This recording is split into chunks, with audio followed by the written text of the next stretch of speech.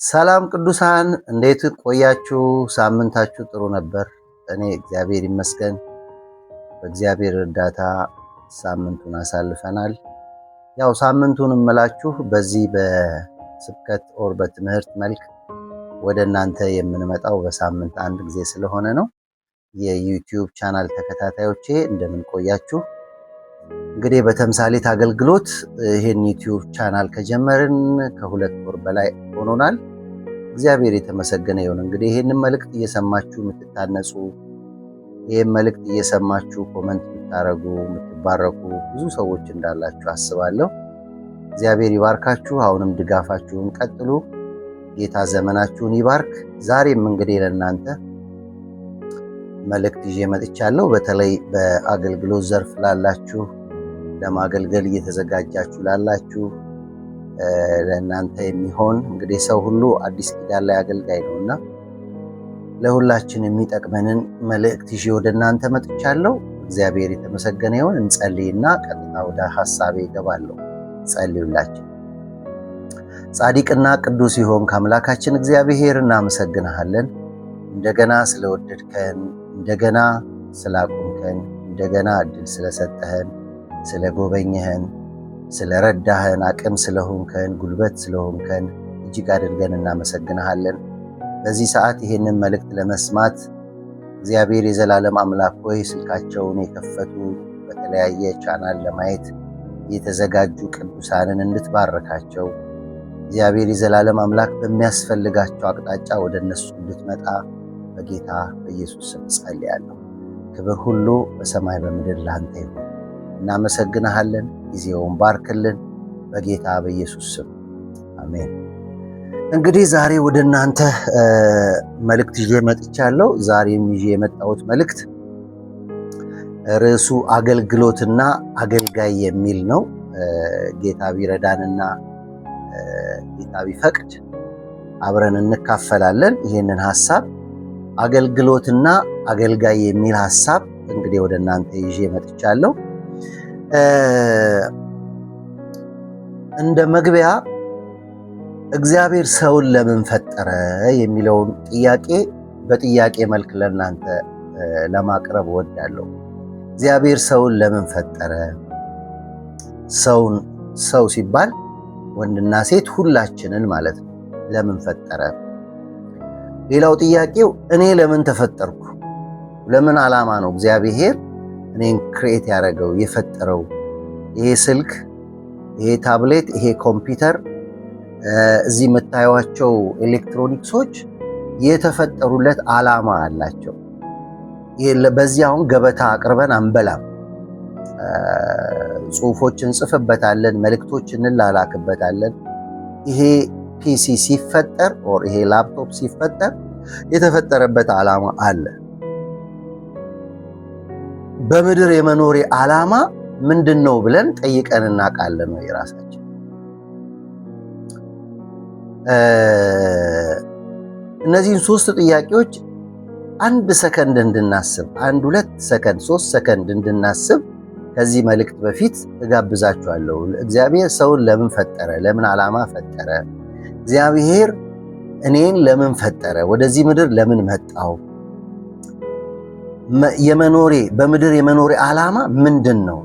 እነዚህን ጥያቄዎች መልስ ካልሰጠን፣ በተለይ በምድር የመኖሬ ዓላማ ምንድን ነው ብለን ራሳችንን ካልጠየቅን፣ እውነቴን ነው ምላችሁ ከበላ ጠጣ አገባ ሞተ በስተቀር ምንም ትርፍ የለውም ማለት ነው።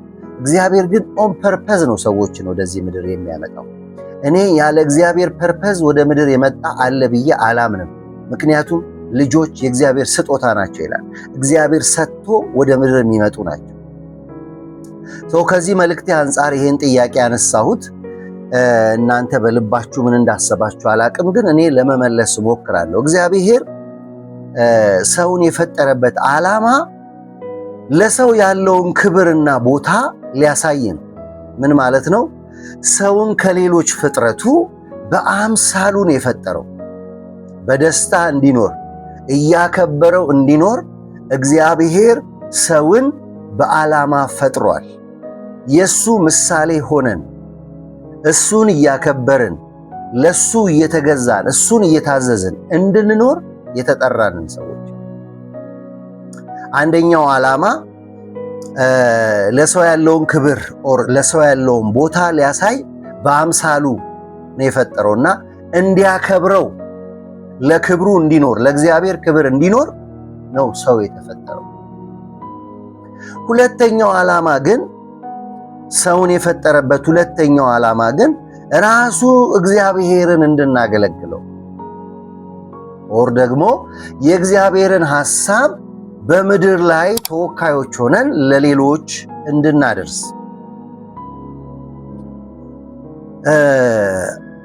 ዘጸአት ምዕራፍ 10 ቁጥር 3 ላይ የእስራኤልን ሕዝብ በግብፅ ባርነት በነበረበት ጊዜ እግዚአብሔር ሙሴን አሮን ወደ ፈርዖን ግባ፣ ዘጸአት ምዕራፍ 10 ቁጥር 3 ላይ ወደ ፈርዖን ግባ አሉትም።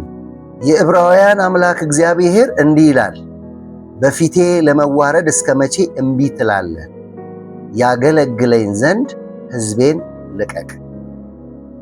የእግዚአብሔር ሕዝብ ከእግዚአብሔር ሥራ እግዚአብሔር የጠራው ሕዝብ እግዚአብሔር የመረጠው ሕዝብ እግዚአብሔር የሚፈልገው ሕዝብ ካለ እግዚአብሔር ሥራ ፈትና ፍሬ ቢስ ሆኖ እንዲኖር አልተጠራም። የእግዚአብሔር ሕዝብ ሁልጊዜ በሥራ ላይ እንዲሆን እግዚአብሔር ይፈልጋል። ስለዚህ በባርነት የተያዘውን ሕዝብ ያገለግለኝ ዘንድ ልቀቅ ያለው ፈርዖን ለአገልግሎት ዓላማ ሰዎች መፈጠራቸውን ያሳያል። ስለዚህ እግዚአብሔር ሰውን ለምን ፈጠረ? እርሱን እንዲያከብር በአምሳሉ ፈጠረ። እግዚአብሔር ሰውን ለምን ፈጠረ? እርሱን የእርሱን ሐሳብ እንዲያገለግል የእሱ ሐሳብ አስፈጻሚ እንዲሆን እግዚአብሔር ሰውን በምድር ላይ ፈጠረ። ዓላማው ይሄ ነው። ሌሎች ዓላማዎችም አሉ። ብዙ ተባዙ ምድርንም ሙሉ። እግዚአብሔር ሰውን ወደ ምድር ያመጣው ሰውን ለማባዛት ለመሙላት ነው። እኔ ግን ከዚህ ከትምህርቴ ጋር አብሮ የሚሄድ ሐሳብ ስለሆነ ነው አገልግሎትና አገልጋይ በሚለው ስር አገልግሎትና አገልጋይ በሚለው ስር እግዚአብሔር በዚህም ዓላማ እንደፈጠረን ለማሳየት ነው። እነዚህን ሁለት ነገሮች በአንድ ላይ ጨፍልቀን አይደለም ማየት ያለብን። አገልግሎት ሌላ ነገር ነው፣ አገልጋይ ሌላ ነገር ነው። እነዚህን ሁለት ነገሮች ለይተን ለማየት እንሞክራለን በዛሬው ትምህርታችን። አገልግሎት እንግዲህ ከባለቤቱ ከራሱ ከእግዚአብሔር የምንቀበለው ጸጋ ነው፣ ነፃ ስጦታ ነው፣ የእግዚአብሔር ሐሳብ ነው። ከፍለን አይደለም፣ ተከፍሎበት ነው። በእርግጥ ተከፍሎበታል። ኢየሱስ ሕይወት ከፍሎበታል፣ ስለ ሕይወታችን ማለት ነው። አገልግሎት ከባለቤቱ ከእግዚአብሔር የምንቀበለው ነፃ ስጦታ ወይም ጸጋ ነው። ይህ ጸጋ በነፃ የተሰጠ ስጦታ ሲሆን ባህሪው እኛም ብቻ መጥቀም ሳይሆን ሌሎችን ባይበልጥ ለመጥቀም እኛን ለማሸለም የተሰጠ ነው። አገልግሎት እኔ ለሌሎች ጌታ ኢየሱስ ክርስቶስ የሰውን ልጅ ሊያገለግሉት አልመጣም፣ ሊያገለግል እንጂ።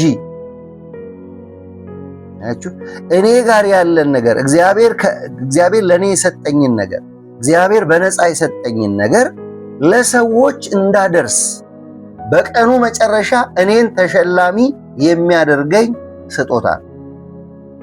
ስለዚህ ባለቤት አለው ማለት ነው፣ የኔ አይደለም። አገልግሎት ባለቤት አለው። ባለቤቱ ራሱ እግዚአብሔር በነፃ ቢሆንም ሳልከፍል ባገኝበትም ሳልጥር ፊቴን ሳልቧጭር ጉቦ ሳልከፍል የተለያየ ክፍያ ሳልፈጽም የተቀበልኩት ቢሆንም ባለቤቱ እግዚአብሔር የእግዚአብሔር ሐሳብ ስለሆነ ማለት ነው። ስለዚህ አገልግሎት ስጦታ ነው ወዳጆቼ። ነገር ግን ስጦታው የተሰጠው ስጦታውን በአግባቡ እንዲይዝ ነው። ሰው ጥበብ ያስፈልጋል፣ ችሎታ ያስፈልጋል። ያ የተሰጠንን ነገር የምናቀርብበት የራሳችን የሆነ መንገድ ሊኖረን ይገባል። ጸጋው አለኝ ችሎታው አለ ማነው ጸጋው ተሰጥቶኛል ብዬ ዝም ማለት የለብኝም። ችሎታ ያስፈልጋል፣ ጸጋ ያስፈልጋል፣ ጥበብ ያስፈልጋል። አገልግሎቴ እንዴት በችሎታ እንዴት በጥበብ መደገፍ አለበት የሚለውን ማሰብ ያስፈልጋል። ስጦታ ቢሆንም እግዚአብሔር የተሰጠን ቢሆንም የሚያድግበትን መንገድ አድ የምናረግበት ከዘመኑ ጋር አብረን የምናስኬድበት ችሎታም ጭምር ያስፈልጋል። ጸጋ ብቻ አይደለም። ለምሳሌ በዝማሬ ጸጋ ውስጥ ያሉ ሰዎች ድምፃቸውን ፕራክቲስ በማድረግ የተለያዩ ስኪሎች በማድረግ ድምፃቸው የተሻለ ነገር መሆን አለበት። እግዚአብሔር ጸጋን ይሰጣል፣ ግን ከሰው የሚጠበቅም ነገር አለ። ቮካል መስራት ሊሆን ይችላል። አስተማሪዎች የተለያየ ሜትድ የተለያየ ምሳሌ፣ ጌታ ኢየሱስ ክርስቶስ ሲያስተምር በምሳሌ ያስተምር ነበር። ከገበያ ውስጥ ዕቃ እያነሳ ያስተምር ነበር። እርሻ መካከል ቆሞ ያስተምር ነበር። ያለ ምሳሌ ያስተማረው ትምህርት የለም። ይሄ ችሎታን ጭምር ነው። ስለዚህ የእግዚአብሔር ጸጋ እንዳለ ሆኖ አገልጋይ አገልግሎቱን የሚያሳድግበት የራሱ የሆነ ስኪል ጥበብ ሊያዳብር ይገባል። እሺ፣ አገልግሎት ዓላማው ምንድን ነው? መቼም ዓላማ አለው። ሰው የተፈጠረበት ዓላማ ካለ እግዚአብሔር ደግሞ ለሰዎች የሰጠው ይሄን አገልግሎት ሲሰጥ እግዚአብሔር በዓላማ ነው የሰጠው። ዓላማው ትልቁ የአገልግሎት ዓላማ ራሱ እግዚአብሔርን እንድናስከብር ነው። ወዳጆቼ፣ ወንድሞቼና እህቶቼ፣ እግዚአብሔርን ማስከበር ነው ዓላማው። እሱ ብቻ አይደለም፣ ሐሳቡን ማስፈጸም፣ ሳንጨምር ሳንቀንስ። አንድ ሰው አገልግሎት አገለገለ የሚባለው ወይም ደግሞ አንድ ሰው አገልግሎት ላይ ነው የሚባለው ዓላማውን ሲያስፈጽም ግቡን ሲመታ ምን ማለት ነው? በአገልግሎቱ እግዚአብሔር ሲከብር፣ የእግዚአብሔር ክብር ያኔ በሕይወታችን ይገለጣል። ወንድሞችና እህቶች፣ ዓላማው ስናስፈጽም ብቻ ነው እግዚአብሔርን የምናከብር። ብዙ አገልግሎቶች አሉ። የጥፋት አገልግሎቶች አሉ። ሰዎች የሚሰቃዩባቸው አገልግሎቶች አሉ። አገልግሎቶች መፈተሽ አለባቸው። ሰው እግዚአብሔርን ወክሎ የእግዚአብሔርን ሐሳብ ወደ ሰው ይዞ ሲመጣ እግዚአብሔር በማይከብርበት መንገድ ካልመጣ በዜሮ ነው የሚባዛው። ኪሳራ ነው፣ ትርፍ የለውም። እግዚአብሔር ዓላማውን እንድናስፈጽም ይርዳል። ማገልገል ደግሞ ምን ማለት ነው? አገልጋይ ሳይሆን ማገልገል ማለት የተሰጠን ሐሳብ በትክክል ለሕዝብ ማድረስ ማለት ነው። እከሌ አገለገለ የሚባለው ሐሳብ አለ፣ ከእግዚአብሔር የተቀበለው ነገር አለ፣ ግን በትክክል ለሕዝብ ማድረስ፣ ሳይጨምሩ ሳይቀንሱ። ይህ ሲሆን ብቻ ነው እግዚአብሔርን እያገለገልኩ ነው ማለት ያለበት አንድ ሰው። ዛሬ ያለን አገልጋዮች በተለያየ መልክ የምናገለግል ነቢያት፣ ሐዋርያት፣ አስተማሪዎች፣ ዘማሪዎች፣ ዲያቆናት፣ በቤተ ክርስቲያን አገልግሎት ውስጥ ያላችሁ ሁላችን እኔን ጨምሮ ማገልገል ማለት በትክክል የእግዚአብሔርን ሐሳብ ለሰው ማድረስ እንደሆነ እየገባን ነው ወይ? እያገለገልን ያለ ነው? በትክክል ለሕዝቡ እየደረሰ ነው ወይ? እግዚአብሔር እየከበረበት ነው? አገልግሎት ከባለቤቱ ከእግዚአብሔር የተሰጠ ነው አልን። ዓላማው እሱን ማክበር፣ የእሱን ሐሳብ ማስፈጸም ነው አልን። ማገልገል ማለት ደግሞ በትክክል ለሕዝብ የእግዚአብሔርን ሐሳብ ሳይጨምሩ ሳይቀንሱ ማድረስ ነው አልን።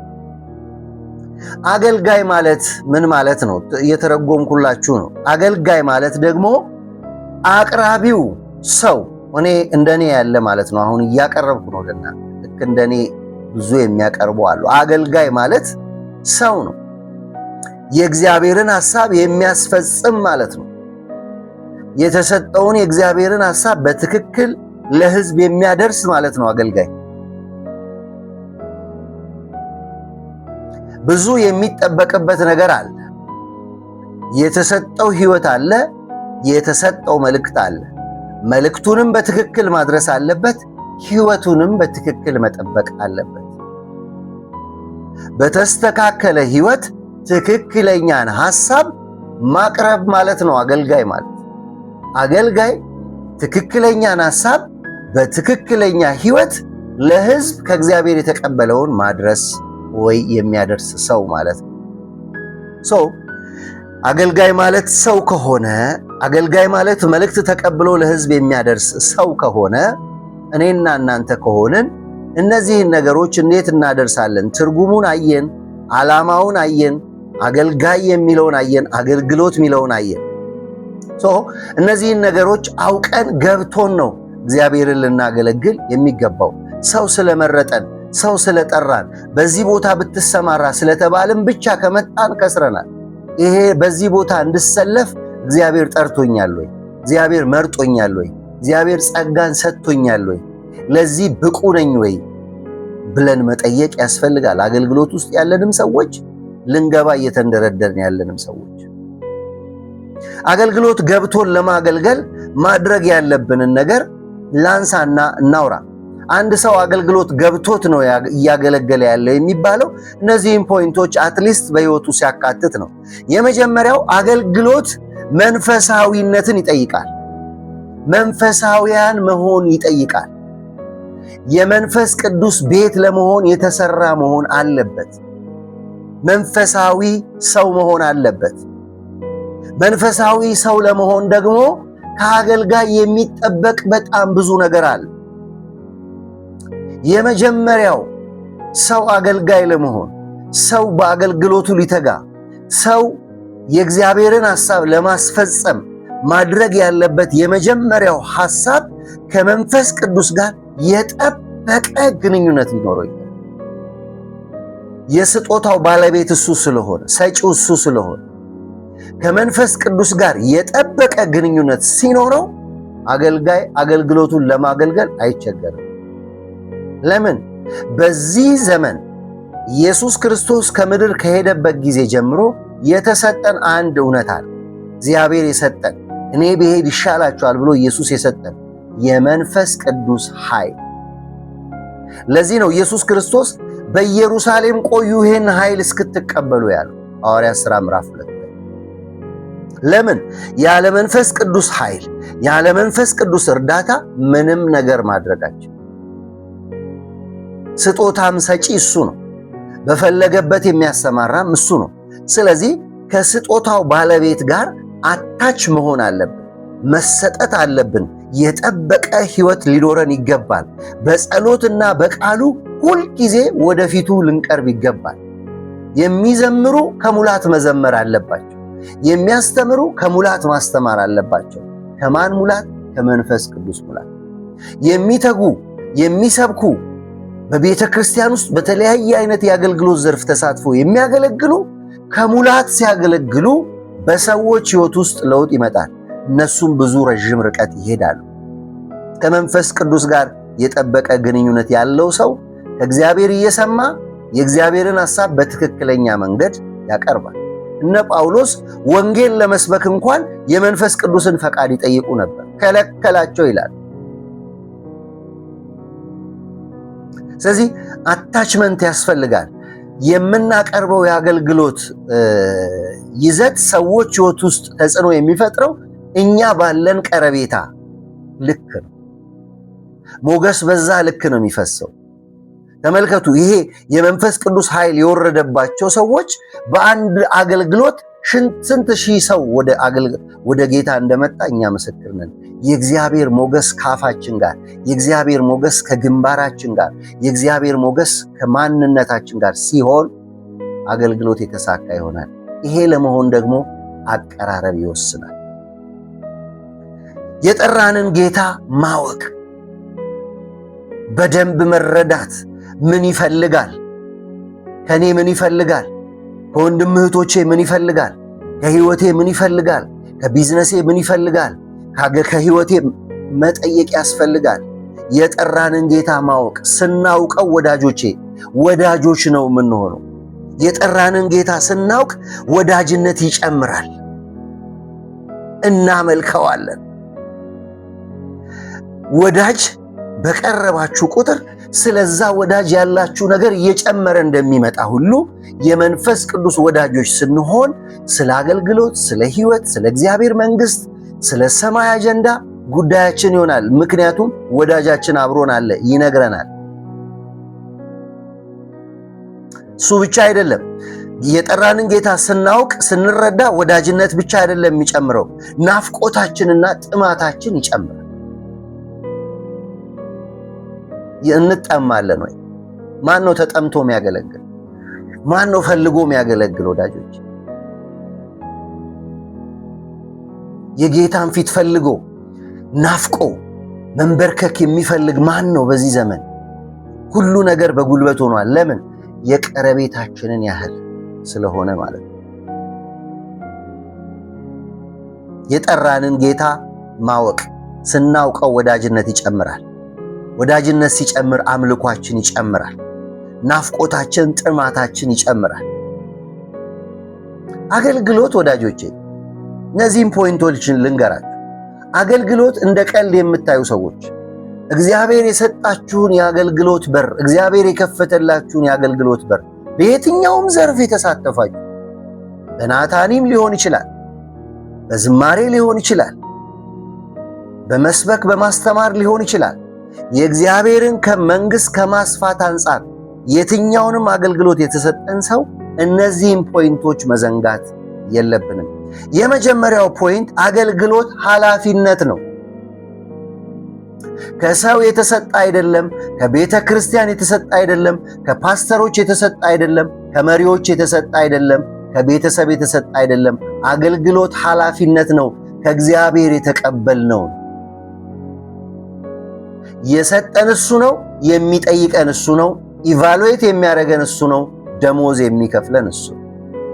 አገልግሎትህን በምን ያህል ትጋት፣ በምን ያህል ልቀት፣ በምን ያህል ጥበብ እያገለገልክ ነው፣ እያገለገልሽ ነው። ይሄን ሚዲያ የምትሰሙ በአገልግሎት የተሰማራችሁ ኃላፊነት መሆኑ ገብቶን ነው ወይ እያገለገልን ያለን? ሌላው አገልግሎት አደራ ነው። ከእግዚአብሔር የተቀበልነው አደራ ነው። ባለቤት አይደለንም፣ ባለ አደራዎች ነን። አገልግሎት የእግዚአብሔር ሥራ ነው። ይህን ዘንግተናል። የእግዚአብሔር ሥራ መሆኑን ዘንግተናል። የእግዚአብሔር ሥራ በምንም ሁኔታ ሰውን የሚጎዳ መሆን የለበትም፣ ሰውን የሚጠቅም እንጂ። እኛ የመንግስቱ ሰራተኞች ነን። የእግዚአብሔር መንግስት አገልጋዮች ነን። የእግዚአብሔር መንግስት ሰራተኞች ነን። የመንግስቱ ሰራተኞች ነን። አገልግሎት ሕገ መንግስታዊ ግዴታችን ነው። በእግዚአብሔር መንግስት ውስጥ የተጠራን ሁላችን ሕገ መንግስታዊ ግዴታችን ነው። አካል ነን፣ አባል አይደለንም። አባል ብቻ አይደለንም። በእግዚአብሔር መንግስት ውስጥ አካል ነን። እጅ እግር እንዳለን፣ እጆቻችን ስራ እንዳላቸው፣ አፋችን ስራ፣ ጆሮአችን ስራ እንዳለው፣ ሁሉም የሰውነት ክፍል፣ ሁሉም በሰውነት ላይ በአንዱ አካል ላይ ያሉ ብልቶች የተለያየ አገልግሎት እንዳላቸው ሁሉ እኔና እናንተ በክርስቶስ ዳግመኛ የተወለድን ሁላችን ኃላፊነት አለብን፣ አገልግሎት አለን። ሕገ መንግስታዊ ግዴታችን ነው። አገልግሎት ምንጩ እግዚአብሔር ነው። ከሰው የተሰጠ አይደለም፣ ከራሱ ከእግዚአብሔር የተቀበልነው ነው። ምንጩ እግዚአብሔር። አገልግሎት እድል ነው። የሚገርም እኮ ነው። እድላችንን ግን ስንቶቻችን እየተጠቀምን ነው? እድላችንን ተጠቅመን ምን ያህል ህዝብ እየደረስን ነው? ምን ያህል ለቤተ ክርስቲያን በረከት ሆነናል? አንዳንድ ሰው እድሉን ተጠቅሞ የሚያደርገውን እናንተ ታውቃላችሁ። እኔ እዚህ በዝርዝር አላቀርብም።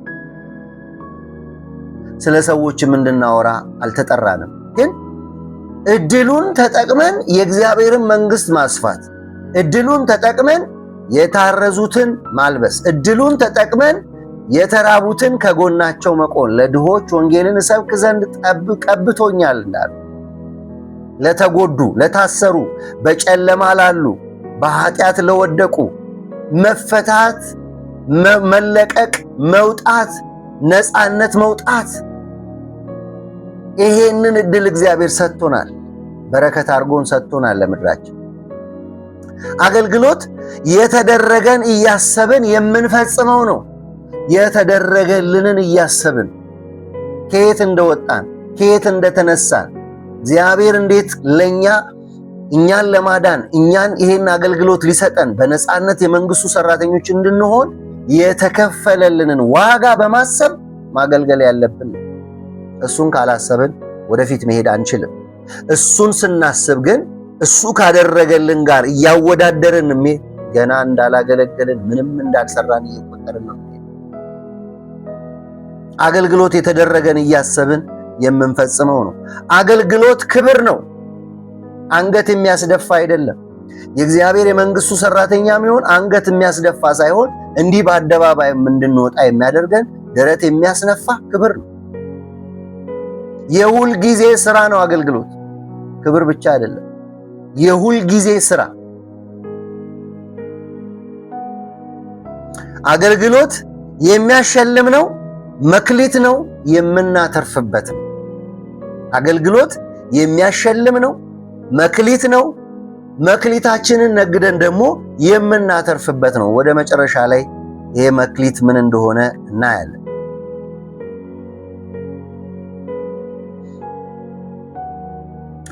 እንግዲህ እንዴት እናገልግል? ቶሎ ቶሎ ብዬ እነዚህን ሐሳቦች አነሳላችኋለሁ። አገልግሎትን አይተናል። አገልጋይ የሚለውን አይተናል። አገልግሎት ገብቶን ማገልገል አለብን የሚለውን ሐሳብ አንስተን አይተናል። የጠራንን ጌታ ስለማወቅ አንስተናል። አገልግሎት ምን ምን እንደሆነ የተለያዩ ነጥቦች አንስተን አይተናል። እንዴት እናገልግል? የመጀመሪያው ሁለተኛ ቆሮንቶስ ምዕራፍ 4 ቁጥር 12 እስከ 17 ያለውን ሄዳችሁ እናንተ አንብቡ። የመጀመሪያው መልካም የሕይወት ሽታ በማሳየት እኔ ወረድ ብሎ ያለውን ላንብብላችሁ። በሚድኑትና በሚጠፉት ዘንድ ለእግዚአብሔር የክርስቶስ መዓዛ ናችሁ። የሚያገለግል ሰው እንዴት ማገልገል አለበት? መልካም የሕይወት ሽታ በማሳየት ማራኪ ሕይወት፣ ተናፋቂ ሕይወት፣ እግዚአብሔር የሚደሰትበት ሕይወት። አውቃለሁ ብዙ እንደምንቸገር፣ ብዙ እንደምንደክም፣ እንደምንነሳ፣ ብዙዎቻችን በኃጢአት ልንወድቅ እንደምንችል፣ የተለያየ ውድቀትና የተለያየ ድካም ውስጥ እንደምንገባ አውቃለሁ። ፍጹም ሆኜ አይደለም እኔም እየወደቅኩ የተነሳው።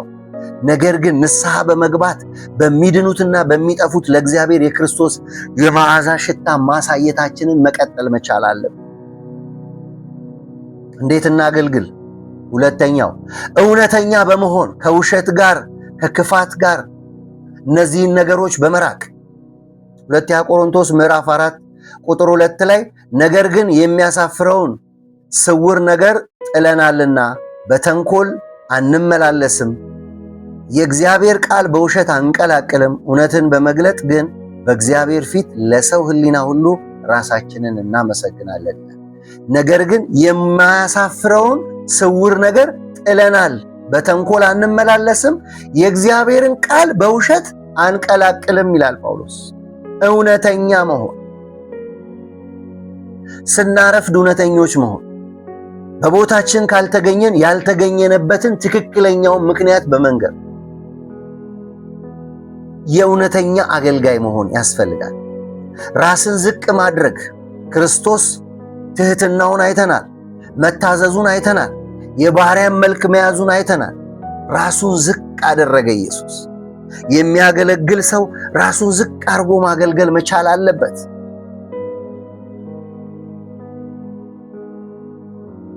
ፊልጵስዩስ ምዕራፍ 2 ቁጥር 7 ላይ ነገር ግን የባሪያን መልክ ይዞ በሰው ምሳሌ ሆኖ ራሱን ባዶ አደረገ።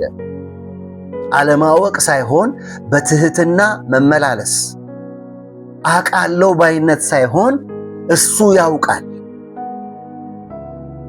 ራስን ዝቅ ማድረግ ለአገልግሎት ቁልፍ ነገር ነው። አንደኛ ጴጥሮስ ምዕራፍ 5 ቁጥር 6 ላይ እንግዲህ በጊዜው ከፍ እንዲያደርጋችሁ ከኃይለኛው ከእግዚአብሔር እጅ በታች ራሳችሁን አዋርዱ። ሃሌሉያ። ሌላው እንዴት እናገልግል? የእግዚአብሔርን ፈቃድ በመጠየቅ የሚያገለግል ሰው የሚያደርገውን ነገር በሙሉ ከእግዚአብሔር ፈቃድ መጠየቅ አለ።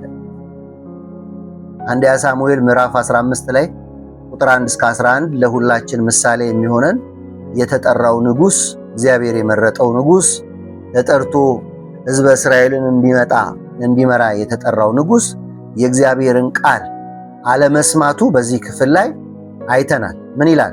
የእግዚአብሔርን ቃል ሳኦል እኔን ከመከተል ተመልሷልና ትእዛዜንም አልፈጸመምና ስላነገስኩት ተጸጸትኩ ብሎ ሳሙኤል መጣ ይላል። የእግዚአብሔርን ፈቃድ መጠየቅ። ሳኦል አጥፋ የተባለውን ሕዝብ ከነ እንስሳቸው ማርክ አልተባለም። አጥፋ የተባለውን ሕዝብ ባለማጥፋቱ እግዚአብሔር ፈቃዱን ባለመጠየቁ የእግዚአብሔርን ፈቃድ ሳይጠይቅ እነዛን ሰዎች ማርኮ ማምጣቱ ሳኦል የተናቀ እንዲሆን ከእግዚአብሔር የተለየ እንዲሆን አድርጎታል። ሌላው እንዴት እናገልግል? ያለ ነቀፋ ሆነን እናገልግል። በሰዎችም ፊት በእግዚአብሔርም ፊት። ቲቶ ምዕራፍ 2 ቁጥር 7 እስከ 8 የሚቃወም ሰው ስለኛ የሚነግረውን መጥፎ ነገር ሲያጣ እንዳያፍር በነገር ሁሉ መልካምን በማድረግ ምሳሌ የሚሆነው ራስህን አሳይ። በትምህርት ደህንነትና ጭምትነት ጤናማ የማይነቀፍ ንግግር ግለጥ።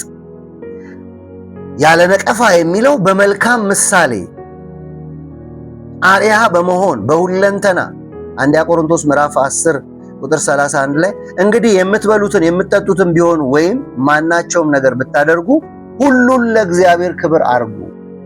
የምንናገረውን፣ የምንለብሰውን፣ የምንኖረውን፣ የምናስበውን ሰዎች እኛን ሲያዩ የሚነቀፍ ነገር እንዳይኖርብን ተጠንቅቀን ማገልገል አለን። ስጋ መብላት እተዋለሁ እንዳለው እንደ ጳውሎስ ማለት ሰዎችን ላለማሰናከል በተሰጠን ቦታ እግዚአብሔር በሚፈልገው አይነት መገኘት ያስፈልጋል። እንዴት እናገልግል? ታላቅ አደራ መሆኑን በማወቅ አደራ መሆኑን ታውቃላችሁ። ቅድምም አንስቻለሁ። ከሰው ወይም ከቤተ ክርስቲያን እንደተቀበልን ሳይሆን ከራሱ ከእግዚአብሔር እንደተቀበልን። ሌላው መንፈስ ቅዱስ እንደወደደ እናገልግል። ስጦታ ሆነ አገልግሎት የተቀበልነው ከእርሱ ነው። ለዚህ ነው በአንደኛ ቆሮንቶስ ምዕራፍ 12 ቁጥር 4 እስከ 11 ላይ ሄደን ስናነብ አንድ መንፈስ ቢኖርም አሰራር፣ ስጦታ ልዩ ልዩ የሆነው ለሁላችን ድርሻ አለ። እርሱ በወደደው መንገድ ነው ማገልገል ያለብን። በፉክክር የሌሎችን ስጦታ በማየት ሳይሆን መንፈስ ቅዱስ በወደደ መንገድ ልናገለግል ይገባል። አስተማሪ ካረገን ሌላ ነገር መሆን አይጠበቅብንም። በማስተማሩ እንትጋ። በመዘመር ከሆነ በዝማሬው እንትጋ። ዘመኑን በሚመጥን ለዘመኑ ሰው በሚደርስ መንገድ ወንጌልን ለሰዎች ሁሉ እናድርስ። በተሰማራንበት እንዴት እናገልግል? ያለ ፍርሃት በነፃነት። ሁለተኛ ጢሞቴዎስ ምዕራፍ 1 ላይ ታውቃላችሁ፣ ቅዱስ ሐዋርያው ጳውሎስ ጢሞቴዎስን የተሰጠህን የአገልግሎት መንፈስ ከእግዚአብሔር ስለሆነ የፍርሃት መንፈስ አይደለም ይላል። መፍራት አያስፈልግም። ብዙ ሰው ይፈራል። ጥሩ ነው። ለአገልግሎት አክብሮት፣ አገልግሎትን መፍራት ጥሩ ነው። ነገር ግን የፍርሃት መንፈስ ይሄ ወደኋላ የሚያስቀር ያለን ውስጥ ያለን ነገር እንዳይወጣ የሚያደርገው ፍርሃት መሰበር አለበት። ጢሞቴዎስ በጣም ፈሪ ነበር። የእግዚአብሔር ስጦታ ደግሞ በፍቅር በኃይል የተሞላ ነው፣ ራስን የመግዛት መንፈስ እንጂ የፍርሃት መንፈስ አልተሰጠንም ይላል ሐዋርያው ጳውሎስ። ያለ ፍርሃት በድፍረት እንዲያገለግል ሲያበረታታው፣ እንደውም እጅ ሲጭንበት እናያለን። በነፃነት ያለ ፍርሃት ልናገለግል ይገባል። የሚመጣውን ነገር ፈርተን ማቆም የለብንም። ሰው ምን ይለኛል ብለን ማቆም የለብንም። እነዚህ ትልልቅ ሰዎች ናቸው፣ እነዚህ በዘመኑ ላይ ተጽዕኖ ያመጡ ሰዎች ናቸው፣ እነሱ እያሉ እንዴት አገለግላለሁ አይባልም። ባለን አቅም፣ ባለን ችሎታ፣ ባለን ጸጋ፣ እግዚአብሔር በሰጠን ነገር በማንም ፊት የእግዚአብሔርን ነገር መናገር ያስፈልገናል። እንዴት እናገልግል? ሌላው እስከ ፍጻሜ በመድረስ ጌታ ኢየሱስ ክርስቶስ አገልግሎቱን በትጋት በጽናት በታማኝነት እስከ መጨረሻ ፈጽሞ መፈጸም ብቻ አይደለም፣ ለሌሎች አስረክቦ ነው ሄደው። ስለዚህ ይህን አገልግሎት ጌታ ኢየሱስ ተመልሶ እስኪመጣ ድረስ አገልግሎቱ ይቀጥላል ማለት ነው። አይቆምም አገልግሎት። መከራ ቢመጣ፣ ሰይፍ ቢነሳ፣ የወንጌል ተቃዋሚዎች ቢነሱ የኛ ዘመን እሱን አይልም። ይሄው ሚዲያው አለ፣ መድረክ በሽ ነው። ማገልገል ለሚፈልግ ቦታ በሽ ነው። እውነትን ለመናገር የሚፈልግ ቦታ በሽ ነው። ስለዚህ አማኞች ሁሉ በሁኔታ ውስጥ በሕይወታቸው እስካሉ ድረስ አገልግሎትን ሳያቋርጡ መቀጠል እንዳለባቸው መጽሐፍ ቅዱሳችን ይነግረናል። አግብተው ያቆሙ አሉ። በሥራ ምክንያት አገልግሎት ያቆሙ አሉ። ኃላፊነት ሲጨምር ያቆሙ አሉ። ይቆማሉ። አገልግሎት የለንም ወይ? የእግዚአብሔርን መንግሥት የምናስቀጥልበት ጊዜ የለንም ወይ? እስቲ ይሄ ሚዲያ የምትከታተሉ፣ ይሄ ሚዲያ የምትሰሙ፣ በተለያየ አገልግሎት መስክ የነበራችሁ፣ አገልግሎት ያቆማችሁ ዛሬ ላስታውሳችሁ ፈልጋለሁ። አገልግሎት የሚቆም ነገር አይደለም። ከምድራዊ ኃላፊነት ጋር አብረን ይዘን የምንቀጥለው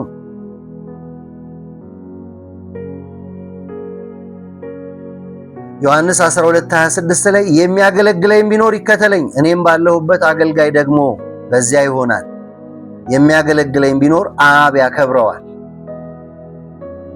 ሁለተኛ ጢሞቴዎስ ምዕራፍ 4 ቁጥር 4 እስከ 5 ምዕራፍ 4 ቁጥር 5 ላይ አንተ ግን ነገርህን ሁሉ በልክ አድርግ፣ መከራን ተቀበል፣ የወንጌል ሰባኪነትን ሥራ አድርግ፣ አገልግሎትህን ፈጽም። አገልግሎት እስከ መጨረሻ የምንሄደው ጉዳይ ነው፣ የምናቆመው ጉዳይ አይደለም። እንዴት እናገልግል? በማይቋረጥ ጸሎት። ነጥቦችን አንስቼ እያወራሁላችሁ ነው። ጸሎት መቆም የለበትም። ኢየሱስ ክርስቶስ አገልግሎቱ ተጀምሮ እስኪያልቅ ድረስ በጸሎት የተሞላ ነበር። ሉቃስ ምዕራፍ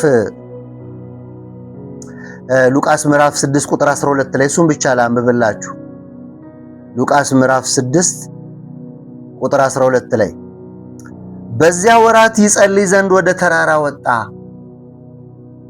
ሌሊቱን ሁሉ ወደ እግዚአብሔር ሲጸልይ አደረ።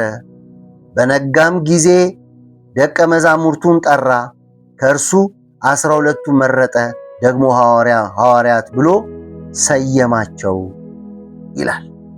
ኢየሱስ ክርስቶስ አገልግሎቱ ተጀምሮ እስኪያልቅ ድረስ የሚያደርጋቸውን ነገሮች፣ የሚሰራቸውን ስራዎች በሙሉ በጸሎት ነበር ያደረገው። ተመልከቱ፣ ተራራ ላይ ወጥቶ ከጸለየ በኋላ በነጋውም ጊዜ ደቀ መዛሙርቱን ጠራ። ደቀ መዛሙርቱን ለመጥራት ተራራ ላይ ወጥቶ መጸለይ ነበረበት ጌታ ኢየሱስ ክርስቶስ። እዛው ምዕራፍ 22 ቁጥር 39 ላይ ሲጸልይ እናያለን። አገልግሎት ያለ ተግዳሮት ኖሮ አያውቅም ወዳጆች። ምክንያቱም አገልግሎት የመለኮት የእግዚአብሔር ሐሳብ ስለሆነ ሁልጊዜ ተጽዕኖና ተግዳሮት አለው። አገልግሎት ተግዳሮት ካለው በከፍተኛ ውጊያና ጸሎት ልናገለግል ይገባል ማለት ነው። ሰይጣን እግዚአብሔርን ፊት ለፊት መዋጋት አይችልም። ይሄን ሁላችንም የምናውቀው ነገር ነው። የሚዋጋው የሱን ሐሳብ የሚያስፈጽሙ ሰዎችን አገልጋዮችን አታክ በማድረግ ነው የሚዋጋው። ኤፌሶን ምዕራፍ 6 ቁጥር 10 እስከ 18 ላይ ስለዚህ የእርሱን የውጊያ ስልት የምንቃወምበት የምናፈርሰው በጸሎት ነው። የእርሱ መሳሪያ የሰይጣን መሳሪያ ተንኮል፣ ሽንገላ፣ የትኩረት አቅጣጫ ማስቀየር፣ ከመስመር ማውጣት ሲሆን በተደራጀ መልኩ ነው የሚዋጋው። ሲዋጋ ዲያብሎስ እኛም እሱ በተደራጀ መንገድ ስለሚዋጋ እኔና እናንተም በተደራጀ መንገድ ዲያብሎስን መዋጋት አለብን። የዲያብሎስን ስራ የጨለማ ዓለም ገዢዎች፣ ስልጣናት፣ ኃይላት፣ በሰማይ ስፍራ ያሉ እርኩሳን መናፍስቶች፣ አያችሁ አደረጃጀቱ። ሰይጣን እግዚአብሔርን መዋጋት አይችልም። ነገር ግን አታክ የሚያደርገው የሚዋጋው የሱ አምባሳደሮችን፣ የሱ ተወካዮች። ስለዚህ በምንዋጋበት ጊዜ በስልትና በጥበብ መዋጋት ያስፈልገናል። ስንዋጋ ትጥቅን ሙሉ ማድረግ አለብን። እዚህ ክፍል ላይ ሄዳችሁ ስታነቡ የተጠቀሱ ትጥቆች አሉ። እውነት፣ ጽድቅ፣ ሰላም፣ እምነት፣ መዳን። የመዳንን ራስ ይላል። የእምነትን ጋሻ ይላል፣ ግራ እጅ። ሰላምን እግር ይላል። ጽድቅ ልባችሁን፣ እውነት ወገብ፣ እውነተኛ መሆን። የዲያብሎስን ሽንገላ የምናፈርሰው እውነተኛ በመሆን ልባችንን ከሰይጣን ተንኮልና ሽንገላ የምንጠብቀው የእግዚአብሔር ቃል የእግዚአብሔር ዕቃ ጦር በእኛ ውስጥ በልባችን በሙላት ሲኖር፣ ፍላጻ ወደ ሕይወታችን ሲወረወር የምንመክትበት ጋሻ በእጃችን ላይ ሊኖር ይገባል። እግራችን የሰላምን ወንጌል ተጫምቶ መሄድ፣ የወንጌልን እውነት ይዘን ወደ ተራቡ፣ የወንጌልን እውነት ይዘን ወደ አልዳኑ፣ የወንጌልን እውነት ይዘን ወዳገኘንበት አጋጣሚ ሁሉ ይዘን ስንሄድ የምስራች ይዘን እንሄዳለን። ሰይጣን ትልቁ አታክ የሚያደርገው አእምሮን ነው፣ መዳናችንን እንድንጠራጠር የሚያደርገን። ስለዚህ የሰይጣን አንዱ ሜዳ አእምሯችን ስለሆነ አእምሯችን በእግዚአብሔር ቃል ሊሞላ፣ ሊታጠቅ፣ ሊታነጽ ይገባል። የእግዚአብሔር ቃል ቀኝ እጅ ኢየሱስ የሰይጣንን ያሸነፈው በቃሉ ነው። ታውቃላችሁ፣ በዲያብሎስ ሲፈተን ኢየሱስ ክርስቶስ የእግዚአብሔርን ቃል በመጥቀስን ያሸነፈው። አማኝ ትልቁ ከታጠቀ በኋላ ትጥቁን ከታጠቀ በኋላ ጥቃት ለመፈጸም ከሰራዊት አዛዥ ትእዛዝ እንደሚጠብቅ ወታደር እኔና እናንተም ከአምላካችን ትእዛዝ ስንቀበል፣ ትእዛዝ ተቀብለን በመንፈስ ስንጸልይ እግዚአብሔር ድል ይሰጠናል። የተጠቀሱን ነገሮች በሙሉ በእኛ ሕይወት ውስጥ የሚንቀሳቀሱ ከሆነ ጸሎት ኃይል ያደርጋል ማለት ነው። ስለዚህ ጸሎት በግላችን፣ ጸሎት ከወገኖች ጋር፣ ጾም፣ ጸሎት ዘውትር መጸለይ የአማኝ የአገልግሎት በክብር እንዲያልቅ በክብር እንዲሆን ያደርጋል። በማይቋረጥ ጸሎት ላይ ትንሽ አረዘም። ሌላው እንዴት እናገልግል? በትጋት። አንዱ ከዚህ ዘመን ሰው የተወሰደው ትጋት። የምናገለግለው የሚያየንን የምናየውን እግዚአብሔርን ነው። ትጋት ያስፈልጋል። ለእያንዳንዶች በብዙ አገልግሎት ውስጥ መግባት ይመስላችኋል? ትጋት ብዙ ነገር ውስጥ መግባት እንደ አገልግሎት አንቁጠር ወዳጆች። በጥራት አንዱ ላይ ኃላፊነት ወስዶ መስራት። ሉቃስ ወንጌል ምዕራፍ 12 ቁጥር 35 እስከ 36 ጌታቸው በመጣ ጊዜ ሲተጉ የሚያገኛቸው እነዚያ ባሮች ብፁዓን ናቸው፣ እውነት እላችኋለሁ ታጥቆ በማዕድ ያስቀምጣቸዋል፣ ቀርቦም ያገለግላቸዋል። በትጋት እናገልግል። ሌላው በፍቅር። እንዴት እናገልግል? በፍቅር። ሁሉ ኖሮ ይሄ ከሌለ በዜሮ ነው። ሐዋርያው ቅዱስ ጳውሎስ ስለ ፍቅር በደንብ ነው የሰበከን። አንደኛ ቆሮንቶስ ምዕራፍ 13 ላይ ፍቅር የሆነውን እግዚአብሔርን ስናገለግል ያለ ፍቅር ከሆነ አገልግሎቱ የዜሮ ብዜት ነው ማለት ነው። በአገልግሎት ከፍተኛ ስፍራ ያለው ፍቅር ነው። ጳውሎስ በዚህ ክፍል ውስጥ ምዕራፍ 12 ቁጥር 31 ላይ ይጀምራል። ምን በማለት? ነገር ግን የሚበልጠውን የጸጋ ስጦታ በብርቱ ፈልጉ፣ ደግሞ ከሁሉ የሚበልጠውን መንገድ አሳያችኋለሁ። በብርቱ ፈልጉ የተባለው የጸጋ ስጦታ አንዱ ፍቅር። 13 ላይ ደግሞ ሄዶ እንደዚህ ይላል፣ እንዲህም ከሆነ እምነት፣ ተስፋ፣ ፍቅር እነዚህ ሶስቱ ጸንተው ይኖራሉ፣ ከነዚህ የሚበልጠው ፍቅር ነው። በብርቱ ፈልጉ 12 ላይ፣ 13 ላይ ይበልጣል፣ 14 1 ላይ ደግሞ ከረር ያለ ትእዛዝ ሲሰጥ ፍቅርን ተከታተሉ፣ መንፈሳዊ ስጦታ ይልቅ ትንቢትን መናገር በብርቱ ፈልጉ። ተከተሏት ፍቅርን። ብርቱን የጸጋ ስጦታ ፈልጉ የሚበልጥ ስለሆነ የሚበልጠውን ደግሞ ሁሉ ጊዜ ተከተሉ። ፍቅር ከሁሉ የሚበልጥ ስጦታ ነው። ፍቅር በስልጠና የምናገኘው ሳይሆን ስጦታ ነው። አንደኛ ዮሐንስ ምዕራፍ 3 ከ1 እስከ 2 ላይ የእግዚአብሔር ልጆች ተብለን ልንጠራ አብ እንዴት ያለ ፍቅር እንደሰጠን እዩ፣ እንዲሁ ነን። ስለዚህ ምክንያት ዓለም እርሱን ስላላወቀ እኛን አያውቅም።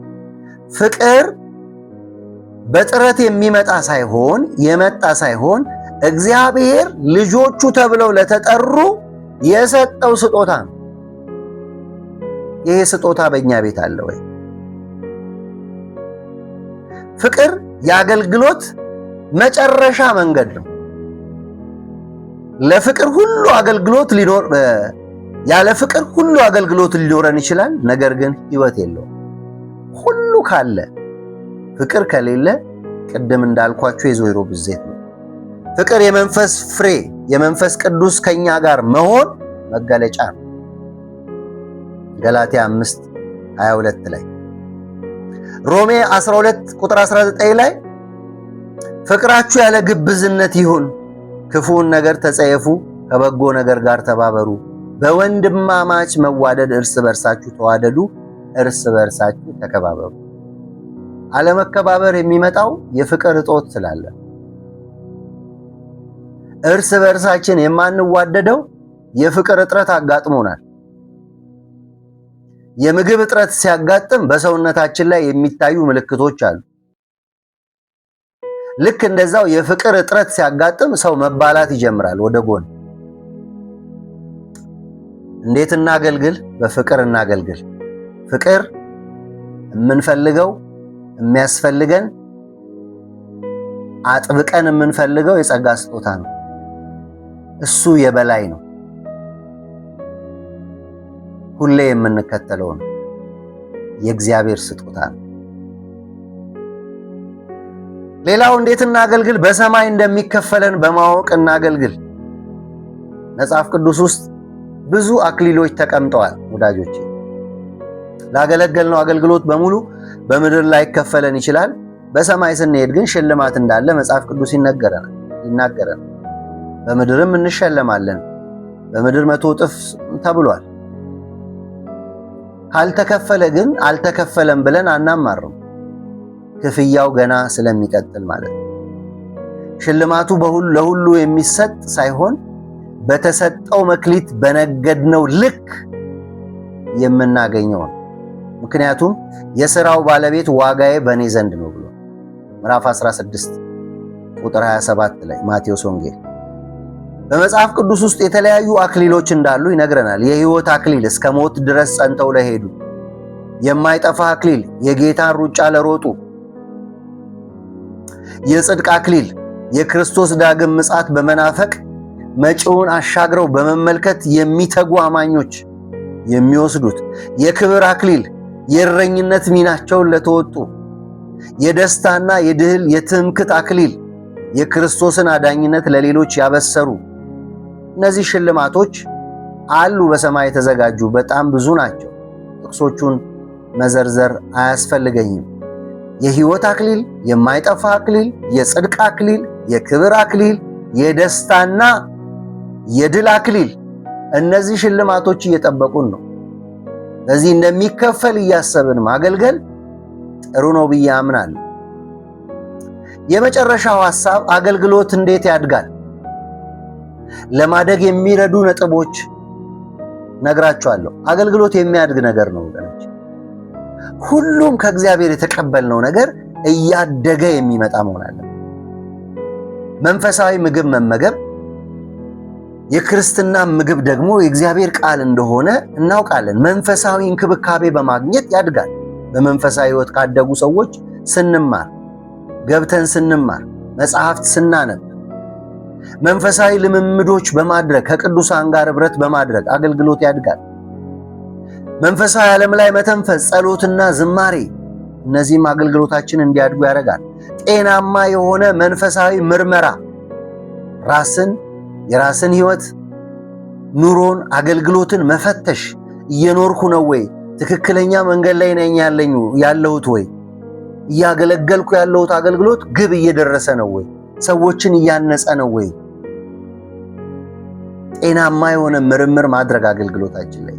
መንፈሳዊ ረፍት፣ በአምላክ ላይ ተደግፎ መቀመጥ በእምነት ማለት ነው። ረጋ ያለ ሰው ማለት አያስፈልግም። እግዚአብሔርን ለማገልገል መረጋጋት ያስፈልጋል። የዚህ ዘመን አገልግሎት ጩኸት፣ ማስታወቂያ የበዛበት፣ እኔን ስሙኝ በማስታወቂያና በግርግር ብዛት ሰዎች ስሙኝ የሚልበት ነው። መረጋጋት ያስፈልጋል። ማስታወቅ ጥሩ ነው፣ እንዲህ በሚዲያ ወጥቶ መናገር ጥሩ ነው። ግን የሆነ የእኛን ጥረት አናክልበት፣ ራሱ እግዚአብሔር ይገልጠዋል። ምክር ተቀባይ መሆን በሁሉ አቅጣጫ ተው ሲባል ቆም ብሎ ማሰብ፣ ይሄን እንዲህ ብታስተካከል፣ ይሄ እንዲህ ቢሆን ማሰብ ለአገልግሎት እድገት በጣም ወሳኝ ነገር ነው። የራስንና የአካባቢን ንጽህና በመጠበቅ ታታሪና ትጉ በመሆን የጌታችን የመድኃኒታችን የኢየሱስ ክርስቶስ የአገልግሎት ሕይወት ሞዴል በማድረግ ለአገልግሎት ትልቁ ቁልፍ ነው ብዬ ማስበው እንደ ሞዴል ፓስተሮችን እንደ ሞዴል አባቶችን ሳይሆን እንደ ሞዴል ክርስቶስን ማየት። ሕይወቱ በብርሃን የተሞላ ነው። በእርሱ ሕይወት ነበረች፣ ሕይወትም የሰው ብርሃን ነበረች። ዮሐንስ ወንጌል ምዕራፍ 1 ቁጥር 4። ተልእኮ መወጣት እንደ ኢየሱስ ማንም የለም። በከብቶች በረት ከመወለድ አንስቶ እስከ መስቀል ሞት የታዘዘ ሆነ። የማያቋርጥ የጽሞና ጊዜ ይጸልይ ነበር። ሌሊት ይጸልይ ነበር፣ ቀን ይጸልይ ነበር፣ ተራራ ላይ ወጥቶ ይጸልይ ነበር፣ ብቻውን ይጸልይ ነበር፣ ከደቀ መዛሙርቱ ጋር ይጸልይ ነበር። መሰጠት በሁለንተና ሁል ጊዜ ተግባሩን ከእግዚአብሔር መንግሥት አንጻር የሚያደርግ ብቸኛ አምላክ እሱም ሞዴል እናል። የተሰጠ ሰው ምልክቱ ለአገልግሎት ሁል ጊዜ ፈቃደኛ ነው። በፊቱ ስራ ሲመጣ ወዲያው ይሰራል። ሁሉን ስራ በእኩልነት ይሰራል። ሁሉን አገልግሎት በእኩልነት ያደርጋል። ለአገልግሎቱ ታማኝ ነው። ታይታን አይፈልግም፣ ጭብጨባን አይፈልግም። ይሄ በኢየሱስ ሕይወት ያየነው የአገልግሎት ስኪል ነው፣ የአገልግሎት ጥበብ ነው። እንዴት ማገልገል እንዳለብን ከኢየሱስ ሕይወት ብዙ ልንማር ይገባል።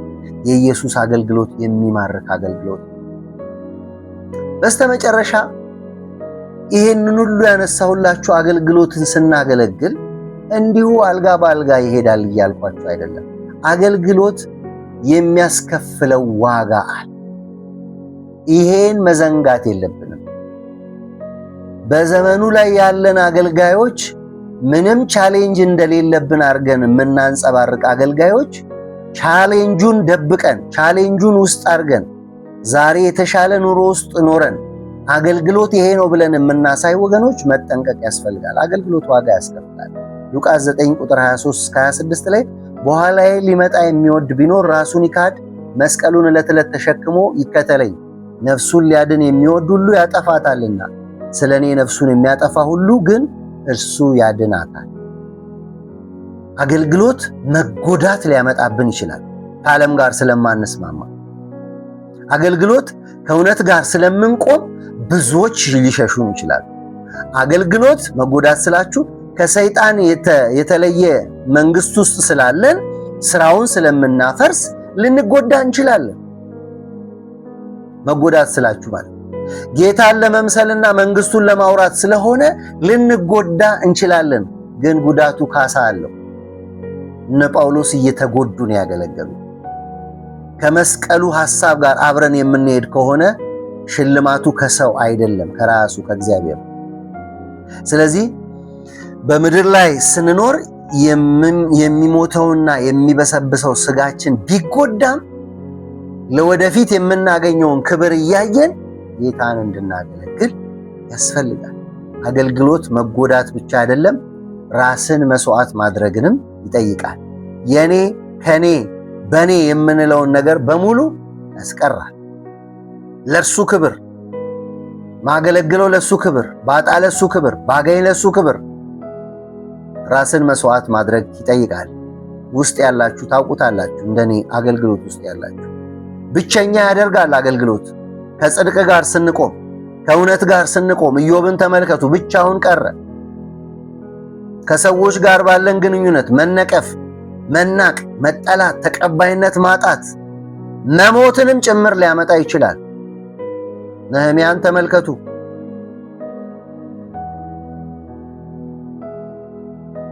ሁሉን ያስጥላል አገልግሎት። የምንወደውን ነገር ልናጣ እንችላለን በአገልግሎት ምክንያት። ሁሉን ያስጥላል። ከነበርንበት ሙቀትና ግለት ልንወጣ እንችላለን። ከምቾት ቀጠና ሊያስወጣ ይችላል። ተደላድለን ከተቀመጥንበት ስፍራና ሁኔታ ልንወጣ እንችላለን። ለምሳሌ አብርሃምን ተመልከቱ። ቁጭ ካለበት እኔ ወደማሳይ ምድር ወጣ። ኤልሳ፣ ሐዋርያት፣ ጳውሎስ፣ እነዚህ ሰዎች ከምቾት ቀጠናቸው እነሱ ካሰቡበት እነ ዳንኤል፣ እነ ኢዮብ እነሱ ካሰቡበት ሁሉ ተፈናቅለው እንደወጡ እኛንም እንደዛ ሊያደርገን ይችላል። ስለዚህ ወዳጆቼ አገልግሎት እና አገልጋይ ለማየት ሞክረናል። እንዴት እናገልግል ለማየት ሞክረናል። በጣም ብዙ ነጥቦች ነው ያነሳ ነው። አገልግሎት እንዴት ያድጋል አንስተናል። አገልግሎት የሚያስከፍል ዋጋ አለ አንስተን አውርተናል። እያገለገላችሁ ያላችሁ፣ እየተጋችሁ ያላችሁ ይሄ ትምህርት ትንሽ ሊጠቅማችሁ ስለሚችል እንደ ግብአት ወስዳችሁ አገልግሎታችሁን እስከመጨረሻ የተሰጠንን አገልግሎት እስከመጨረሻ እንድንወስድ እግዚአብሔር እኔንም እናንተንም ይርዳን። ስላዳመጣችሁኝ አመሰግናለሁ። በጣም ወዳችኋለሁ። ሻሎም። ጌታ ኢየሱስ ዘመናችሁን ይባርክ።